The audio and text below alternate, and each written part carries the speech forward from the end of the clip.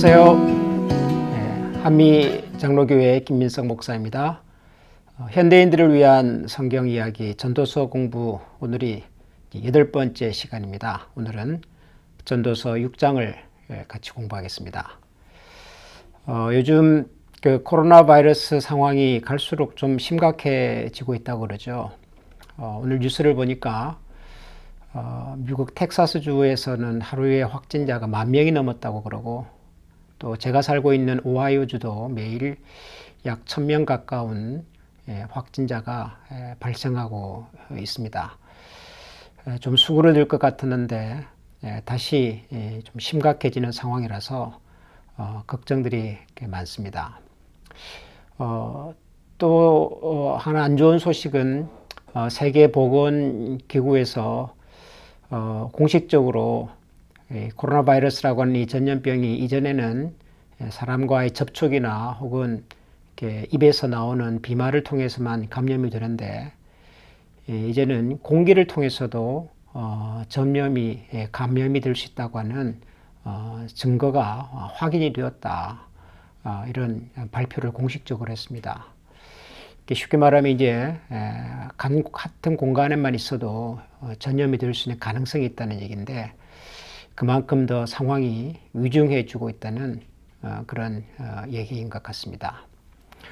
아무쪼록 우리 모두가 겪고 있는 이 어려움이, 또 이 참 불편하고 힘든 상황이 빨리 잘 해결될 수 있도록 우리 같이 기도도 하고, 또 이 성경 공부 영상을 보시는 여러분들과 또 여러분의 가족, 이웃, 교회가 이 시기를 안전하고 건강하게 잘 보낼 수 있도록 같이 노력하고 최선을 다해 가면 좋겠습니다.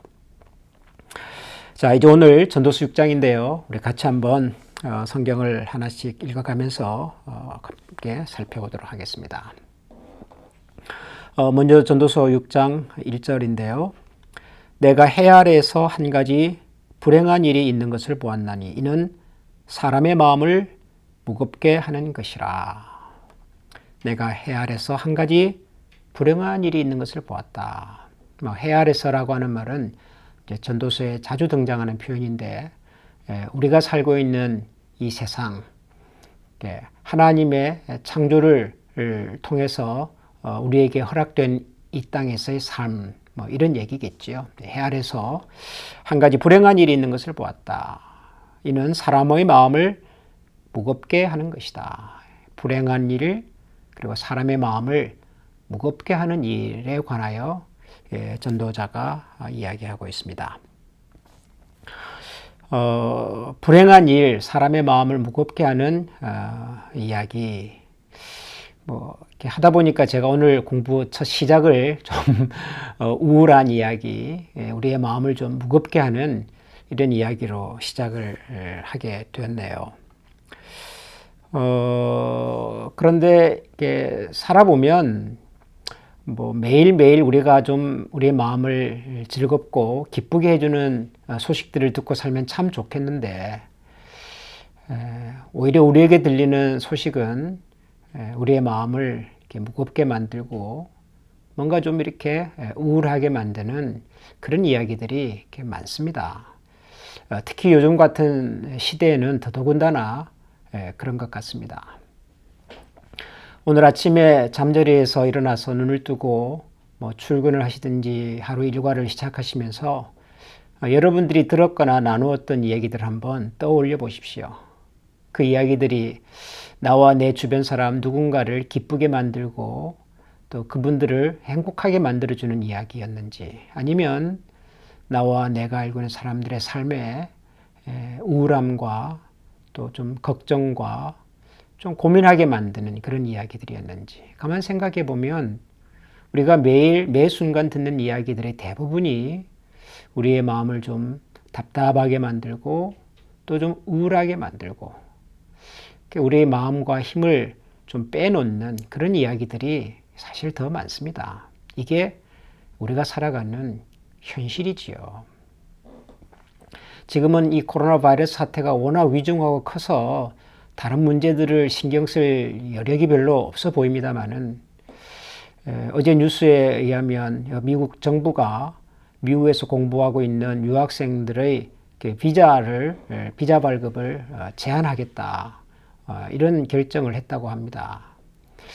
이 코로나 바이러스 사태가 진정이 잘 되지 않다 보니까 각 대학교들이 이번 가을에 온라인으로 수업을 하려는 학교들이 많은데, 만약에 가을에 온라인으로만 공부를 하는 사람이 있다면, 그러니까 인터넷을 통해서 학교에 가지 않고 온라인으로만 수업하는 사람들이 있다면, 그런 학생들에게는 비자 발급을 중단하겠다. 이미 발급된 비자도 취소하겠다.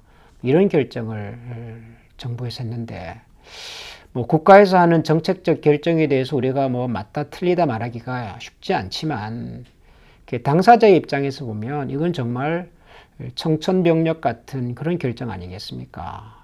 모처럼 미국에서 공부하겠다는 뜻을 가지고 어려움 가운데서 이렇게 유학 생활하는 학생들이 참 많을 텐데, 나의 의사와 의지와 상관없이 미국에서 공부할 수 있는 기회가 박탈당하고 심지어는 추방까지도 시키겠다, 이런 보도들이 나오니까 아마 그 학생들도 그렇고 그 가족들이나 또 관련되어 있는 많은 사람들이 아마 당황해하고 혼란스러워 하는 것 같습니다. 사회가 전반적으로 지금 여러 가지 영역에서 뭔가 좀 불안하고 예측할 수 없고, 이때까지 정상적으로 여겨왔던 것들이 이제는 더 이상 정상적으로 여겨질 수 없는 그런 세상으로 자꾸 다가가는 것 같아서 하루하루가 정말 살얼음을 걷는 것처럼 걱정이 많고 불안하고 그런 세상을 우리가 삽니다. 그래서 우리가 살면서 이렇게 뜻하지 않은 어려움이나 우리의 마음을 좀 우울하게 하는 이런 일이나 이야기를 들으면 대부분의 사람들은 가장 먼저 이런 생각부터 하는 것 같습니다. 왜 나에게, 왜 우리에게, 왜 지금 이런 일이, 이런 생각을 자연스럽게 하는 것 같아요. 이렇게 암처럼 불치병을 진단받는 환자들이 대개 제일 처음에 나타나는 반응이 이거라고 그러지 않습니까? 아니, 왜 나에게? 내가 뭘 잘못했다고? 내가 이때까지 세상을 그래도 나름대로 열심히 살아왔는데, 정직하게 살아왔는데, 아니, 내가 왜 이런 나쁜 병을 만나야 되는가? 이런 질문을 제일 먼저 한다 그러지 않습니까? 사람은 누구나 할 것 없이 내 인생에 생각하지 못했던 어려움이나 또 불행한 일들이 찾아오면 항상 이런 질문부터 합니다. 그런데 따지고 보면 우리 인생에는 우리를 행복하고 기쁘게 만들어주는 이야기보다도 우리의 마음을 아프고 답답하고 또 이렇게 좀 우울하게 만드는 이야기들이 사실 훨씬 더 많습니다. 전도자가 이 전도서를 기록하면서 내가 헤아려서 불행한 일, 우리의 마음을 답답하게 만드는 일을 한 가지 보았다라고 말하면서 인생에 관한 이야기를 시작하는 것도 보면, 우리 인생이라고 하는 것이 불행과 걱정과 내 마음을 답답하게 만드는 것들로 늘 우리 주변이 가득 차 있다, 이런 얘기인 것 같습니다. 그래서 우리에게 찾아오는 이 불행이나 어려움을 그게 특별하다, 예상밖이다, 왜 나에게는 이런 관점보다는, 맞아, 세상 자체가 늘 이렇게 불합리하고 우리를 우울하게 만들고 기쁜 소식보다는 우리의 마음을 무겁게 하는 소식이 많은 것이 세상이다.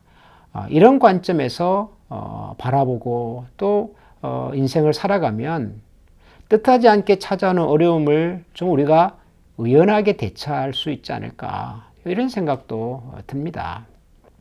그래, 올 것이 왔구나, 내 이럴 줄 알았어, 이런 생각인 거죠.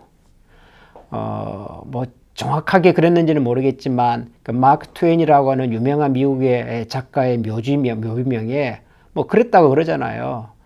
어물쭈물 하다가 내 이럴 줄 알았어, 그랬다고 하는데, 그게 사실인지 아닌지는 모르겠으나 굉장히 저는 위트 있는 표현 같아요. 그 표현 자체가. 그래요. 우리가 살아가는 세상에는 불합리하고 참 우리의 마음을 우울하게 만들고 좀 그런 이야기들이 많고 늘 그런 것들로 이렇게 온 주변이 세상이 가득 차 있는데, 그래서 어느 순간 우리의 마음을 기쁘게 해주고 밝게 만들고 가볍게 만드는 얘기가 들리면은 그때 우리가 기뻐하고 감사하면은 그게 더 나은 인생을 살아가는 자세 아닐까, 그런 생각이 듭니다. 아무튼 전도자는 이 전도서 6장을 시작하면서 그렇게 시작을 했습니다. 내가 헤아려서 한 가지 패단을 보았다. 우리의 마음을 우울하고 답답하게 만드는 일이 있는 것 같다. 예, 그렇습니다. 오늘도 우리가 시작한 하루가 참 가볍고 기쁘고 즐거우면 좋겠는데 그렇지 못할 수 있고요. 또 그런 세상일지라도 우리는 여전히 살아갈 만한 이유와 또 지혜를 가진 사람들이라고 저는 생각합니다. 자, 그러면 전도자가 헤아려서 보았던 불행한 일, 마음을 무겁게 만드는 이야기, 그게 과연 뭘까? 예, 그게 이제 2절인데요. 2절을 보면 어떤 사람은 그의 영혼이 바라는 모든 소유의 소원에 부족함이 없어 재물과 부요와 존귀를 하나님께 받았으나 하나님께서 그가 그것을 누리도록 허락하지 아니하셨으므로 다른 사람이 누리나니 이것도 헛되어 악한 병이로다. 헤아려서 한 가지 불행한 일, 패단을 내가 보았는데, 마음을 무겁고 답답하게 만드는 일을 보았는데 하면서 전도자가 제일 먼저 한 얘기가 뭐냐면, 내 영혼이 바라는 모든 소원에 부족함이 없어 재물과 부요와 존귀를 하나님께 받았으나. 우선 여기까지만 한번 생각을 해볼까요? 내 영혼이 바라는 모든 소원에 부족함이 없어 재물과 부요와 존귀를 하나님께 받았다. 여러분 어떻습니까? 이 사람은 행복한 사람일까요? 불행한 사람일까요? 여러분이 소원하는 바를, 여러분의 영혼이 소원하는 모든 것에 부족함이 없도록 하나님께서 채워주셨다면, 재물과 부요와 존귀를 하나님으로부터 받았다면, 여러분 그 인생은 행복한 인생 아니겠습니까? 내 평생에 내가 소원하는 모든 것을 하나님이 허락해 주셨다는데, 아니 이것만큼 행복한 사람이 어디에 있겠습니까? 그러니까 여기까지만 들으면 이 사람은 분명히 행복한 사람입니다. 그런데 그 다음 이야기가 이게 참 씁쓸한 얘기인 거죠.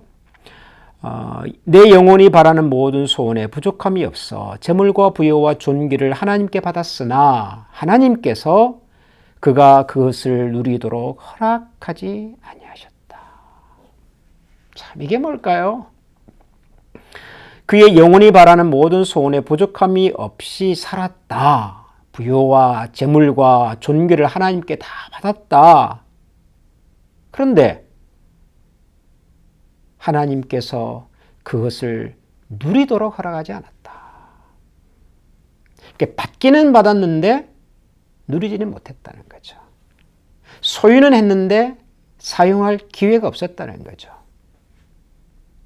여러분 그러면 그 사람은 행복한 사람입니까? 불행한 사람입니까? 뭐 소유만으로도 행복하다 그러면 할 말이 없겠으나 결코 행복한 인생이라고 말하기가 어렵죠. 예를 들어 이런 거죠. 더운 날 아이스크림을 좋아하는 어린아이가 이제 부모와 함께 슈퍼마켓에 가서 맛있는 아이스크림 하나 샀단 말이에요. 손에 아이스크림 하나 들고 있는 겁니다. 행복하겠죠? 맛있는 아이스크림, 시원한 아이스크림, 아주 단 아이스크림을 이제 먹을 수 있으니까 얼마나 행복할까요? 그런데 그 아이는 아이스크림을 먹을 수가 없습니다. 뭐 입에 상처가 났는지 아니면 무슨 다른 문제가 있는지 아무튼 들고는 있는데 먹을 수는 없어요. 그러면 그 아이는 행복할까요? 내가 먹을 수는 없지만 내가 먹고 싶은 아이스크림을 손에 쥐고라도 있으니까 행복하다 그럴 수 있을까요? 그건 아니겠죠.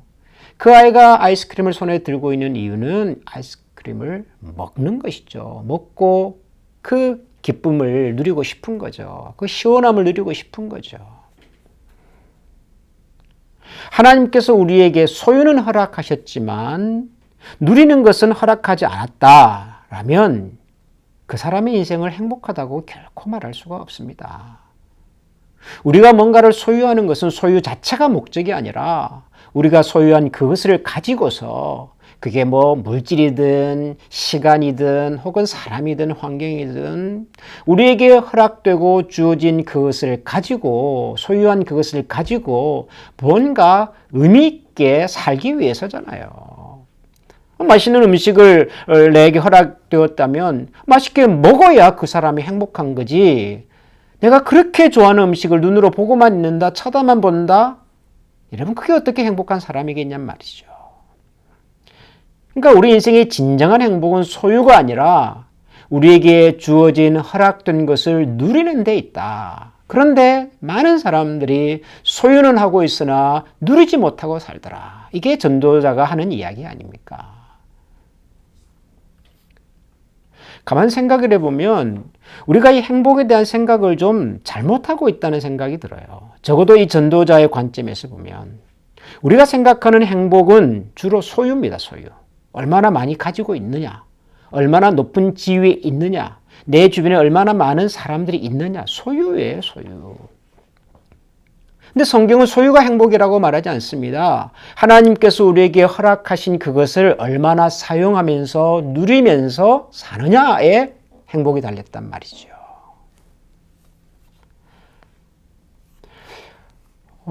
요즘 그 대한민국 뉴스를 보면 최근에 매일 나오는 뉴스 중에 하나가 이제 정부가 부동산 시장을 좀 잡기 위해서 계속해서 새로운 정책을 이렇게 내고 있는데 그게 잘 먹히지 않는다, 효과가 없다, 뭐 이런 뉴스가 매일 지금 뉴스에 나오고 있습니다.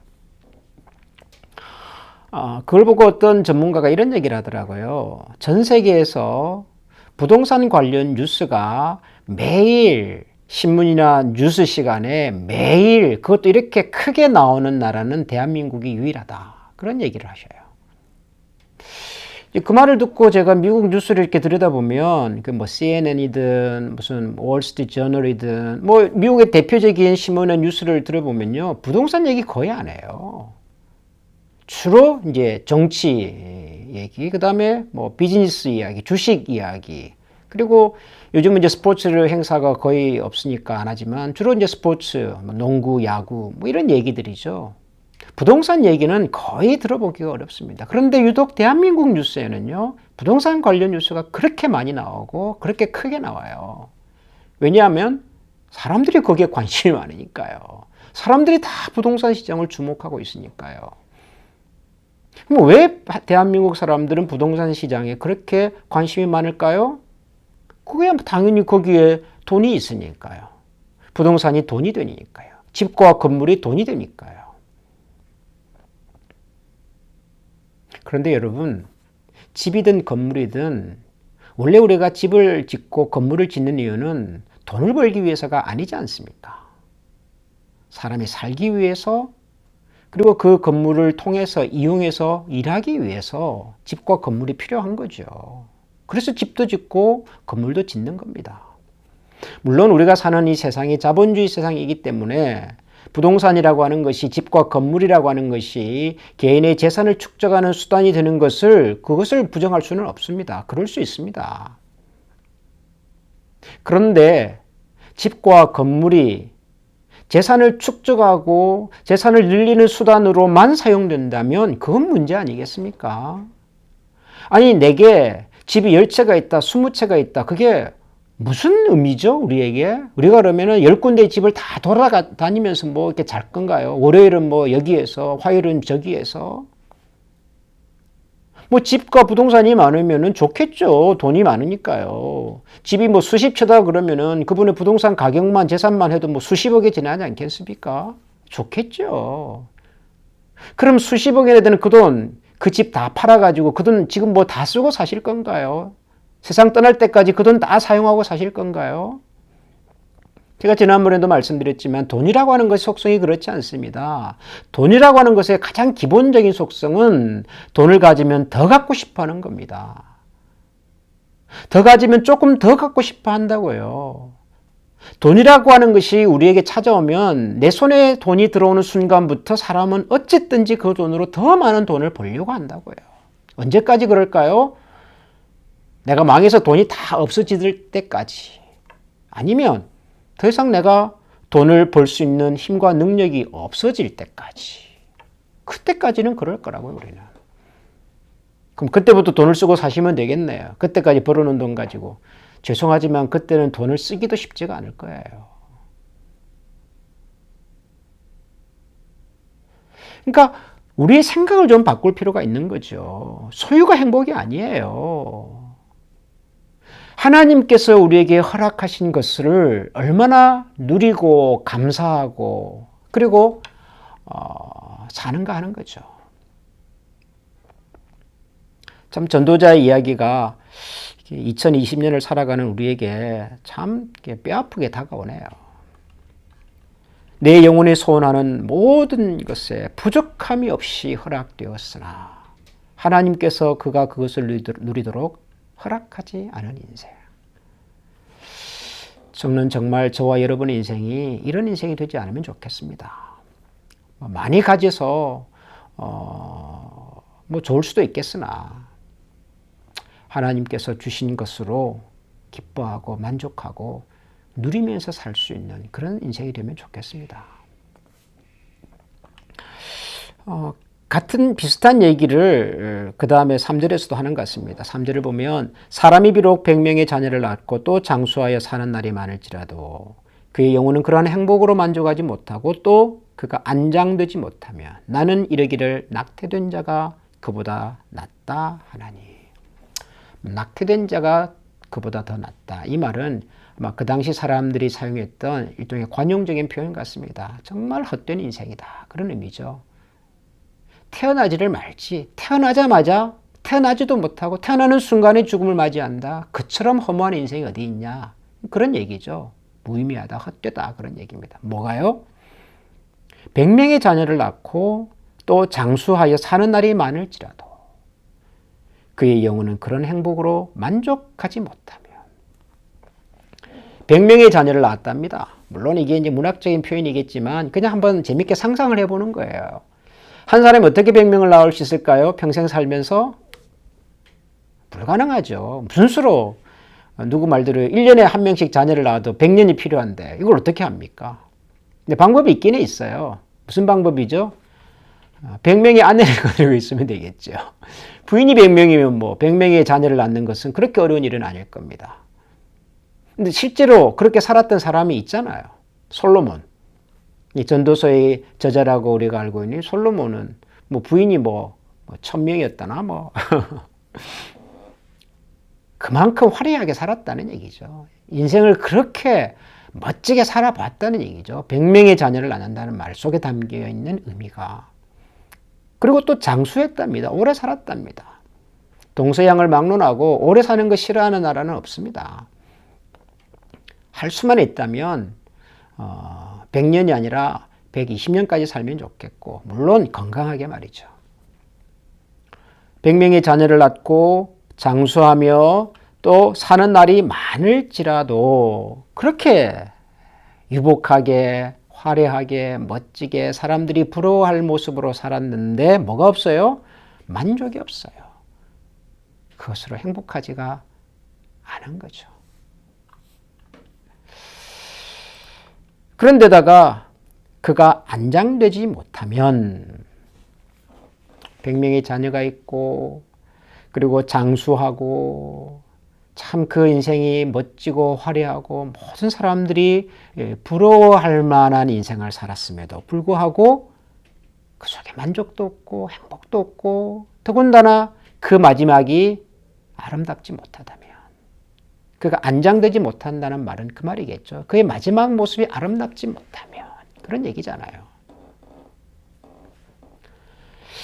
여러분 우리가 이렇게 살아가는 한순간 한순간 매 순간도 아름다워야 하지만 사람이란 그 마지막도 아름다워야 합니다. 아름답게 기억되어야 합니다. 여러분 우리는 하나님을 믿는 사람들이잖아요. 영원을 사모하면서 사는 사람들이지 않습니까? 영혼의 관점에서 보면 우리가 세상에서 사는 뭐 100년이든 120년이든 이 인생은 정말 짧은 인생 아니겠습니까? 저와 여러분이 나중에 세상을 떠나서 하나님 나라 갔을 때 영원토록 이 땅에 살았던 우리의 이 땅에서의 삶, 그게 뭐 80년이든 100년이든 120년이든 그 인생을 한번 되돌아볼 때 여러분 그 모습이 아름다움으로 기억되어야 되지 않겠습니까?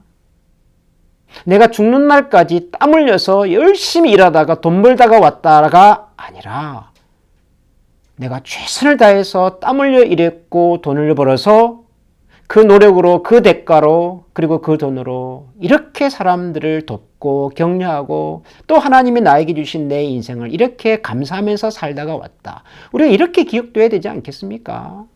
우리 마지막이 아름다워야 된다고요. 우리 지금도 소중하지만 우리의 마지막 순간도 소중한 법이라고요. 제가 최근에 암 투병하는 암 환자들에 관한 이 다큐멘터리를 이렇게 보았는데요. 거기에 이런 분이 한 분 등장하셨어요. 76세 남자분이신데 지금 현재 이제 폐암 투병을 하고 계신 분입니다. 폐암 진단을 받은 것은 2016년이고요. 2002년부터 이미 위암 진단을 받으셨어요. 그러니까 벌써 20년 가까이 암 투병을 하고 계시는 분이죠. 76세의 남자분입니다. 근데 이분이 2002년도에 위암 진단을 받던 날 그때부터 차를 하나 샀어요.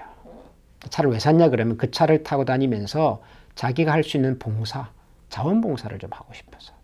그래서 2002년도에 아시안 게임이 있었지 않습니까? 그때 아시안 게임에서 통역 봉사를 하셨더라고요. 이분이 아마 외국에서 산 경험이 좀 있어서 언어나 외국인을 대하는 일이 아마 좀 익숙했던가 봅니다. 차를 하나 사가지고 그렇게 봉사활동을 하면서 사셨어요. 2016년도에 폐암이 발견이 되었습니다. 그것도 사기, 굉장히 심각하죠.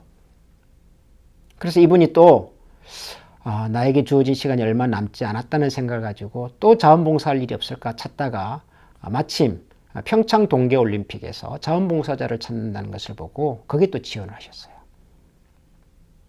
폐암 진단을 받을 때 의사가 선생님 길면 1년 혹은 1년 미만일 수도 있겠습니다. 그런 얘기를 들었대요. 1년 남았다 그러면 대부분의 사람들은 무슨 생각하겠습니까? 아이고 이제 뭐 소용이 없구나. 이제는 뭐 마음을 접어야 되겠구나. 그러지 않겠어요. 근데 그분 말이 그때로부터 자기가 보물 4번을 만났다는 겁니다. 또 4번째 가을을 기다리고 있다는 거예요.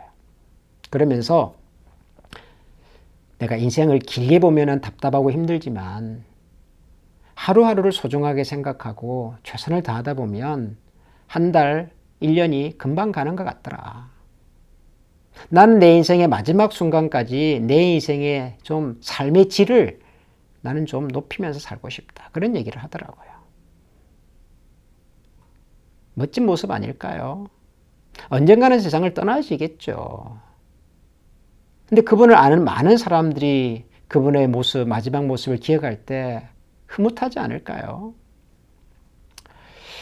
좀 외람된 말씀이지만 저도 인생을 살아오면서 어느 순간부터 살아온 날보다 살아갈 날이 이제는 좀 짧아졌구나 하는 생각이 드는 날부터 어떻게 하면 제 인생의 마지막을 좀 아름답게 할 수 있을까 이런 생각을 저는 많이 해요.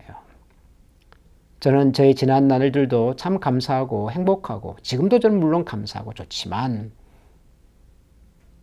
저의 마지막 모습도 아름답게 기억이 되면 좋겠다는 생각을 저는 평소에 많이 합니다.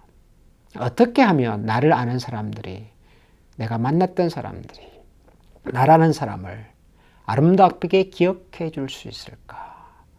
그 사람 대단했어. 그 사람 뭐 멋졌지. 뭐 이렇게 기억되는 것이 아니라 그 사람의 빈자리가 크다. 그 흔적이 그립다. 보고 싶다.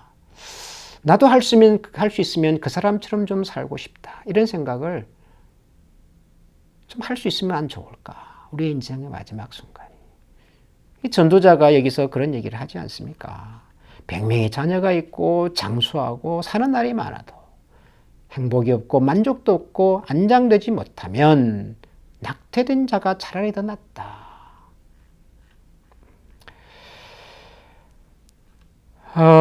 뭐 이런 얘기가 쭉 나와요. 쭉 나오다가 제가 오늘 여러분들하고 이제 마지막으로 좀 나누고 싶은 얘기는 제일 뒤에 나오는 10절과 11절입니다. 여기 보면 헛된 것을 더하게 하는 많은 말들이 있나니 그것들이 사람에게 무슨 유익이 있으랴. 헛된 생명의 모든 날을 그림자같이 보내는 일평생에 사람에게 무엇이 낙인지를 누가 알며 그 후에 해 아래서 무슨 일이 있을 것을 누가 능히 그에게 고하리요. 헛된 것을 더하게 하는 많은 일들이 있나니. 이게 좀 말이 좀 애매하죠. 이게 무슨 말인가.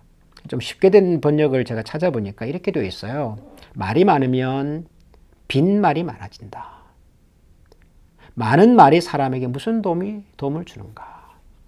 이렇게 말이 많으면 쓸 말이 적다. 우리 어른들이 그런 얘기 하지 않습니까? 말 많이 하지 말자. 그런 얘기예요. 말 많은 인생이 되지 말자. 말만 하는 인생이 되지 말자. 그 숱한 말들 속에 쓸 말이 도대체 몇 개나 있더냐. 인생에 대해서도 마찬가지요. 인생에 대해서 뭐 많이 아는 것처럼 자신 있는 것처럼 뭐 그렇게 얘기하지 말자. 그림자처럼 지나가는 짧고 덧없는 삶을 살아가는 사람에게 우리 인생이 그렇게 순식간에 지나가는데 무엇이 좋을지를 누가 알겠으며 사람이 죽은 다음에 세상에서 일어날 일들을 누가 그에게 말해줄 수 있겠는가. 그러니까 세상을 살면서 너무 그렇게 자신 있어 하지 말자는 거죠. 뭘 다 아는 것처럼 얘기하지 말자는 거죠. 사람들이 나이가 많아지면 이렇게 말이 많아진다 그러잖아요. 왜 사람들이 나이가 많으면 말이 많아질까? 어떤 분이 설명을 그렇게 하시더라고요. 경험한 것이 많다 보니까 당연히 말이 많아진다는 거예요. 그러니까 젊은 사람이 와서 무슨 이제 얘기를 하고 의논을 하면은 그거 내가 다 해봤는데 이제 이렇게 나오는 거예요. 요즘 이거를 뭐 라떼는 그런다면서요. 누가 말하면 라떼는 말이지 뭐 이렇게 말하는 건데 그거 별로 매력 없어요. 그 젊은 사람들도 그거 안 좋아하고요. 옆에서 들어봐도 별로 이렇게 건더기 없고요. 제가 볼 때는 그 라떼는 뭐 그럴 필요 없는 것 같아요. 내가 많이 알고 있고 경험하는 것이 나를 성장시키고 나를 더 단단하게 만들어주고 그래서 정말 누군가가 나의 지혜와 경험을 필요로 할 때 그 사람에게 친절하게 다가가서 격려해 줄 수 있으면 좋지요. 그렇지 않은다면은 많은 말이 소용이 없습니다. 많이 알고 경험했다고 하는 것이 모든 사람에게 다 유익한 것은 아닌 것 같아요.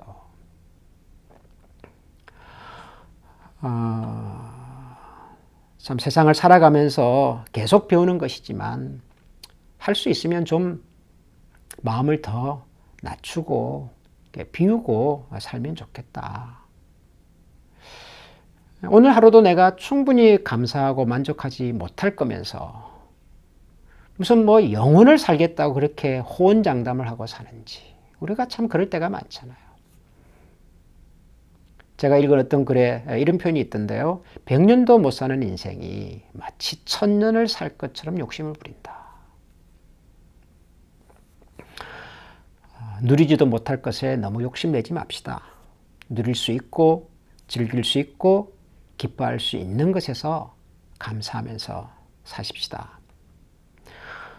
지금 우리가 겪고 있는 이 코로나 바이러스 사태가 언제 끝날지 모르지만 그거 끝날 때만 기다리면서 손 놓고 모든 것을 자포자기하고 그러지 말고 지금 이곳에서 내가 할 수 있는 작은 일 하나라도 찾아서 하나하나 기뻐하고 또 이렇게 들을 바라보면서 하늘을 바라보면서 또 따뜻한 공기를 맞으면서 이것도 하나님께서 우리에게 허락하신 작은 선물이구나 그런 생각을 가지고 마음을 열고 넓게 세상을 보면서 살아가면 좋겠습니다. 오늘 이 전도서 6장 공부를 마무리하면서 잠언에 나오는 아굴이라고 하는 사람의 기도를 여러분들과 좀 나누고 마무리를 하고자 합니다.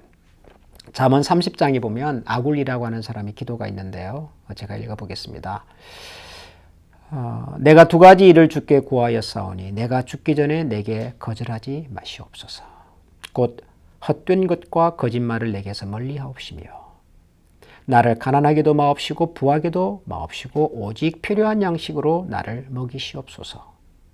혹 내가 배불러서 하나님을 모른다 여호와가 누구냐 할까 하오며 혹 내가 가난하여 도둑질하고 내 하나님의 이름을 욕되게 할까 두려워함이니이다. 두 가지를 제가 구합니다. 라고 하면서 첫 번째는 헛된 말과 거짓말을 내게서 멀리 하옵시며, 정직한 마음과 정직한 생각과 그리고 정직한 말을 하면서 살게 해주십시오. 내 말이, 내 생각이 내 자신과 내 주변의 사람들에게 힘과 격려가 될 수 있는 그런 인생이 되게 해주십시오. 이런 기도 제목이겠죠. 두 번째는요, 나를 가난하게도 마옵시고 부하게도 마옵시고 오직 필요한 양식으로 나를 먹이시옵소서. 내가 욕심내는 것으로가 아니라 하나님께서 나에게 맡기신 것으로, 하나님께서 나에게 허락하신 것으로 그 안에서 내가 흡족해하고 감사하면서 살 수 있는 인생이 되게 해주십시오. 감당할 수 없는 것을 맡아서 내 마음이 교만해지고 혹시라도 하나님을 모른다 할까 두렵습니다.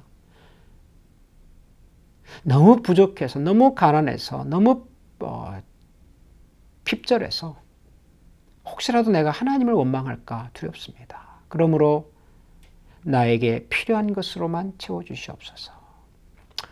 오늘도 저와 여러분의 하루가 이 아구리 기도처럼 저와 여러분의 인생을 정직한 사람으로 세우시고 우리의 필요를 채우시는 하나님 앞에서 감사하면서 살아가는 그런 우리가 되면 좋겠습니다.